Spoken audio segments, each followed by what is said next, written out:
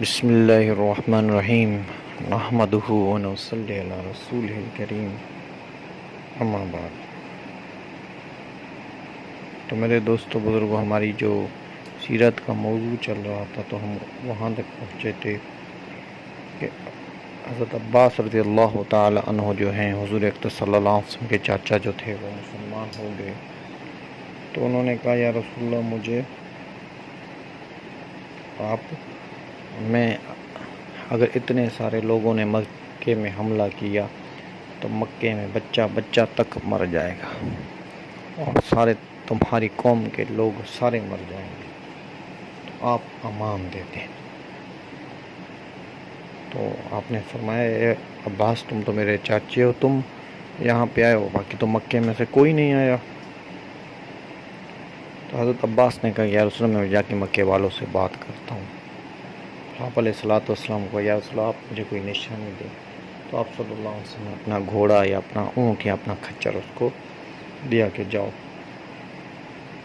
کہ یہ لے کے جاؤ اور بولو کہ امان ملی ہے، بات کرو۔ تو حضرت عباس جو تھے ابو سفیان کے گھر گئے سیدھا سیدھا۔ ابو سفیان کو کہا ابو سفیان، تم نے دیکھا نہیں کتنا مسلمانوں کا بڑا لشکر آیا ہے، اگر اس نے تم مکے کے سردار ہو، مکے کی حفاظت جو ہے تمہارے ذمے ہے، اگر ان لوگوں نے آ کر حملہ کیا تو کیا بچے گا یہاں پہ؟ تو ابو سفیان کو لے کے چلو حضور کے پاس چل کے بات کرو۔ تو حضور کے پاس ابو سفیان لے کے آئے۔ اب حضرت عباس ابو سفیان کو لے کے آئے، لے کے جا رہے تو راستے میں حضرت عمر رضی اللہ تعالیٰ عنہ ملے، کیونکہ نبی پاک صلی اللہ علیہ وسلم کی جو پہرے داری کی ذمہ داری حضرت عمر پہ تھی۔ تو حضرت عمر نے کہا نہیں، میں تو اس کافر کو پہلے قتل کروں گا۔ انہوں نے کہا اے عمر، میں نے اس کو امان دی ہے۔ حضرت عمر نے کہا نہیں۔ حضرت عباس نے کہا میں نے ان کو امان دی ہے، ابو سفیان کو۔ تو پھر آگے حضرت عباس اور ابو سفیان پیچھے حضرت عمر آ رہے تھے۔ تو حضور اکرم صلی اللہ علیہ وسلم کے پاس آئے۔ حضور اکرم صلی اللہ علیہ وسلم نے کہا ہاں عمر، ٹھیک ہے، حضرت عباس کی امان میں ہے۔ تو ابو سفیان نے کو حضور اکرم صلی اللہ علیہ وسلم کا فرمایا اے ابو سفیان، کیا اسلام کے لیے تیرے دل میں ابھی بھی کچھ نہیں بچا؟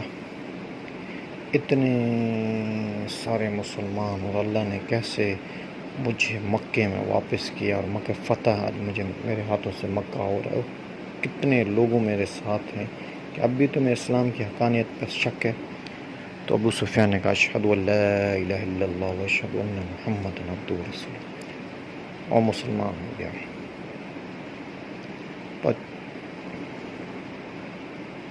پر جو یہاں پہ مسلمان ہو گیا ابو سفیان بھی، پر محدثین کہتے ہیں کہ ابو سفیان نے خوف کی وجہ سے کلمہ پڑھا تھا، اس میں ابو سفیان نے سچائی سے دل سے نہ پڑھا تھا، اور اللہ کو علم ہے۔ تو ابو سفیان یا رسول اللہ، میں مسلمان ہو گیا ہوں، میں مکے کا سردار ہوں، آپ مکے والوں کو امن دیں۔ ہم نے فرمایا چلو، جو ابو سفیان کے گھر میں ہے اس کو امن ہے۔ کہنے لگا یا رسول اللہ، میرا گھر کتنا ہے؟ تو آپ صلی اللہ علیہ وسلم نے فرمایا ٹھیک ہے، جو حرم پاک میں مسجد مکے میں جو ٹھہرے گا وہ اس کو بھی حرم ہے۔ انہوں نے کہا یا رسول اللہ، مسجد ہے کتنی؟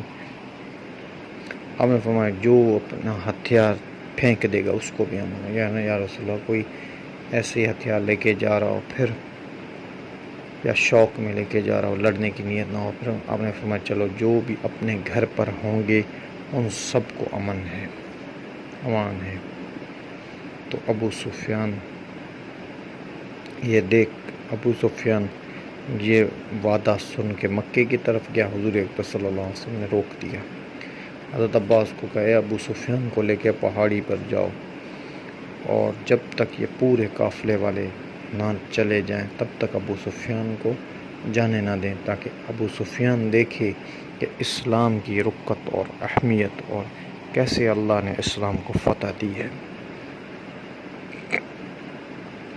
پھر حضور اکرم صلی اللہ علیہ وسلم نے 4 حصے بنائے قافلے کے، 10,000 کے لشکر کے آپ صلی اللہ علیہ وسلم نے 4 حصے بنائے۔ ایک حصے پر جھنڈا جو تھا حضرت خالد بن ولید کو دیا، دوسرے حصے کا جھنڈا جو تھا زبیر بن عوام کو دیا، تو تیسرے حصے کا جھنڈا جو تھا وہ ابو عبیدہ بن جراح رضی اللہ تعالیٰ عنہ کو دیا، اور چوتھے حصے کا جو جھنڈا تھا وہ سعد ابی عبادہ کو دیا۔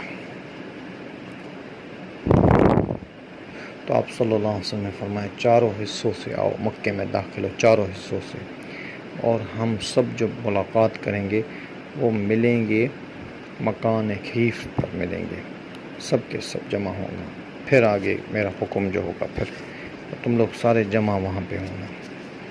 تو سارا لشکر جو تھا، تو حضرت سعد رضی اللہ تعالیٰ عنہ ابو سفیان دیکھ رہے تھے۔ حضرت سعد نے کہا کہ اے مسلمانوں، اور سعد ابی عبادہ نے کہا اے مسلمانوں، آج قریش کا ایک بچہ بھی زندہ نہیں بچے گا، آج کا دن جو ہے خون اور خون کا دن ہے۔ تو حضور اکرم صلی اللہ علیہ وسلم نے سن لیا۔ آپ صلی اللہ علیہ وسلم نے حضرت سعد سے جھنڈا لے کے کہا نہیں سعد، آج تو عزت والا دن ہے، اور آج خون والا دن، آج رحم والا دن ہے، خون والا دن نہیں، آج رحم والا دن ہے۔ پھر آپ صلی اللہ علیہ وسلم حضرت سعد سے جھنڈا لے کے پھر حضرت سعد کے بیٹے کو حضرت قیس ابن سعد کو دیا، قیس ابن سعد کو آپ صلی اللہ علیہ وسلم نے جھنڈا دیا۔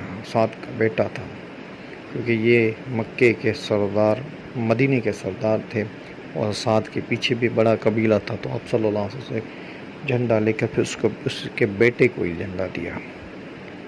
تو آپ صلی اللہ علیہ وسلم نے فرمایا 10 آدمی سب کو مکے میں امان ہے، چھوٹے کو، بڑے کو، عورت کو، سب کو، جہاں وہ اپنے گھر میں رہ گیا اس کو امان ہے، جتنے ہتھیار پھینک دیا اسے امان ہے، مسجد میں چلا گیا اسے امان ہے، ابو سفیان کے گھر چلا گیا اسے امان ہے، پر 10 لوگ ایسے ہیں جس کو امان کوئی نہیں، وہ اگر کعبے کے غلاف کے نیچے بھی ملیں گے وہاں قتل کر دینا ہوگا۔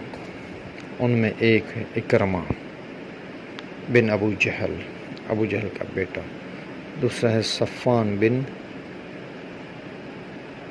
امیہ، عبداللہ، تیسرا تھا عبداللہ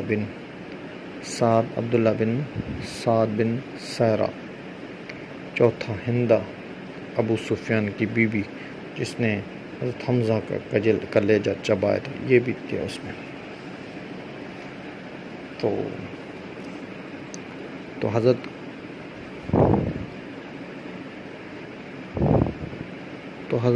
خالد بن ولید جو تھے تو ان کو جس طرف سے بھیجا گیا وہ ہے، خالد بن ولید کو جو سائیڈ سے بھیجا گیا لشکر کے ساتھ، 3 سائیڈوں تھے، وہ ایک خالد بن ولید جس سائیڈ سے گیا اس سائیڈ سے ہی اکرمہ 50-100 آدمی لے کے بیٹھا ہوا تھا وہاں پہ کہ ہم نہیں مانیں گے، ہم لڑیں گے، مریں گے، پر ہم چھوڑیں گے نہیں، میں کیسے برداشت کر دوں کہ ہم زندہ اور حضور اس پہ چلا جائے، مکہ فتح کرے، ایسا نہیں ہو سکتا، ہم مریں گے۔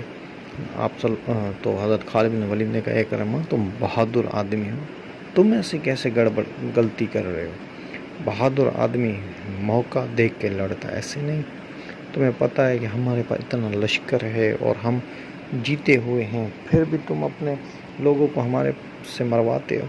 اس نے کہا نہیں، آج میں کسی کو نہیں چھوڑوں۔ اور خالد بن ولید رضی اللہ تعالیٰ عنہ نے اکرمہ کو بہت سمجھانے کی کوشش کی پر وہ نہیں سمجھا۔ تو حضرت خالد بن ولید نے کہا اچھا ٹھیک ہے، چلو لڑو ان سے۔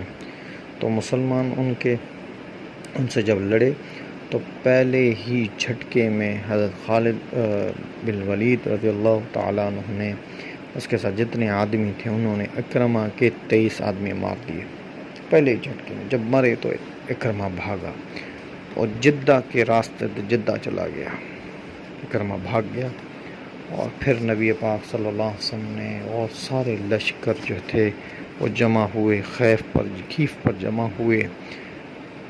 پھر انشاءاللہ زندگی رہے گی تو بات چلتی رہے گی. وما علینا الا البلاغ.